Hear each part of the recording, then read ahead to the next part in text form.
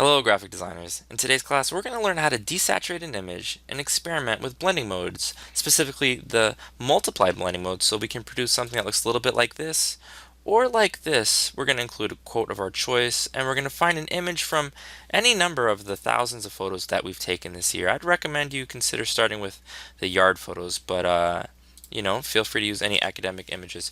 So I said a moment ago, we're going to learn how to desaturate an image. What does that mean? To desaturate an image means to make it black and white, eliminate the colors just like this. And to desaturate an image, what you're going to do is you're going to press Command-Shift-U, and we'll do this one more time. So here we've got our fun football image. We're going to press Command-Shift-U, and it's automatically black and white. Before we do that, however, we're going to press Command-J, and we're going to take a look at the layers palette. So I'm going to press Command-J. We're going to make a copy. And now we're going to press Command-Shift-U to desaturate. And now we've got our background image that's still in color. That's still there if we ever need to go back to it.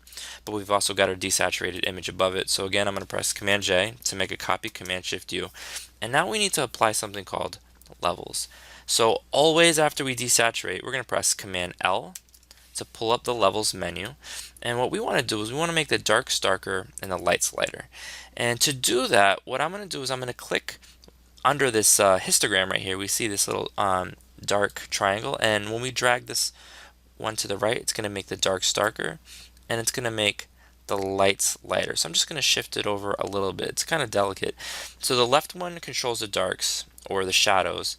The right one controls the highlights it's called, and the middle one controls the midtones. So I'm going to press OK. That looks like a really good job.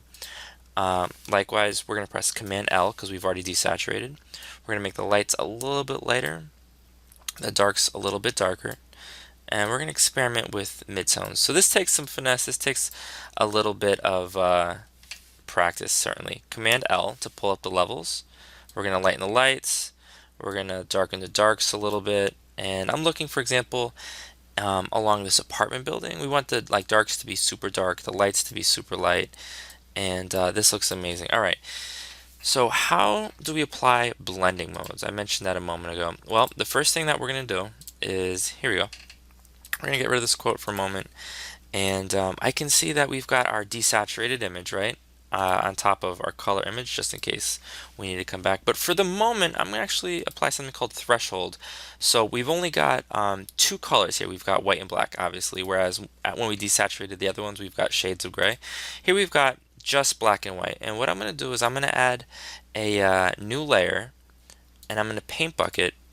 And when we paint bucket, it's going to look like this, right? But if we select this little drop down menu that says normal, we can pull up any number of blending modes. Today we're going to be learning just about multiply. And when we apply the multiply blending mode, what happens is the darks remains, the blacks remains, and the whites disappear.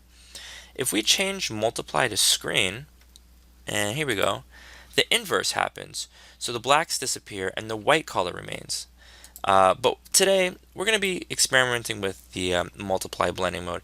You're going to want to apply this image to a few different, apply this blending mode to a few different photos of your choice. And what I'm going to do is I'm actually going to make a new layer, and I'm going to pick a new color, and I'm going to select the paint bucket, and I'm going to left click, boom, and we're going to change the blending mode from normal to multiply. That looks cool, and we'll get rid of it so it looks like a little bit like this. Wonderful. So let's apply this blending mode once more right here. We're going to create a new layer. Amazing. We're going to select a color, and I like this color right here. We're going to make sure the paint bucket is selected. Left click, it fills the whole screen, right? And that's okay because we're going to change the blending mode from normal to multiply. 4 down, beautiful. And then we're going to need to add a quote. And you're probably thinking, where could I get a quote from? Well, whatever moves you. And here I've got a quote. Does anybody know where this is from? Yeah, you do. And no one knows how far it goes.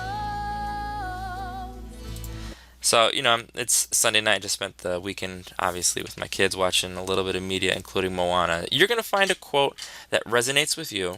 And what you're going to do is you're going to find a compelling image. You're going to be applying multiple blending modes by creating a new layer each time.